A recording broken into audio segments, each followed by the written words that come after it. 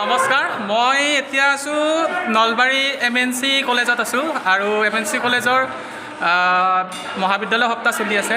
তাত আজি এটা ব্যতিক্ৰম অনুষ্ঠান হ'ব। মানে সাধাৰণতে ছাত্ৰীবিলাকে ইয়াতে নাটক কৰে। এতিয়া এইবাৰ মানে ইয়াৰে শিক্ষক-শিক্ষয়িত্ৰীখিনিয়ে এখন মানে নাটক মানে উলিয়াব বিচাৰিছে। আজিকালি যে মানে ল'ৰা ছোৱালীবিলাকে কম্পিটিশ্যনত যোগদান কৰিব টান পায়।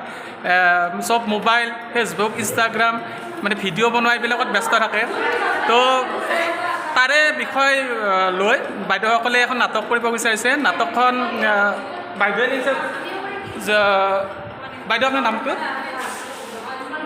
নমস্কাৰ, মই মণিমা ভূঞা, M.N.C কলেজৰ অসমীয়া বিভাগৰ অধ্যাপিকা।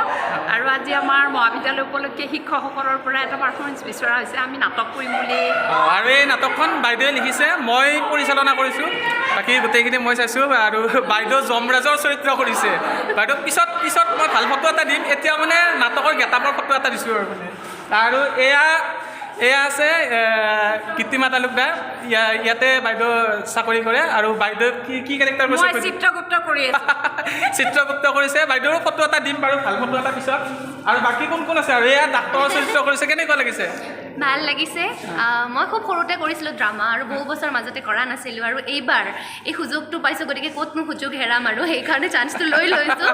খুব ভাল লাগিছে। সকলোৱে মেকআপত ব্যস্ত। এয়া এটা আছে, মানে অপেশ্বৰী হৈছে আৰু মানে নাচিব, ডান্স কৰিব। কেনেকুৱা লাগিছে? ভাল লাগিছে। প্ৰথমবাৰৰ কাৰণে নাটক কৰিব ওলাইছোঁ, গতিকে খুব এক্সাইটেড।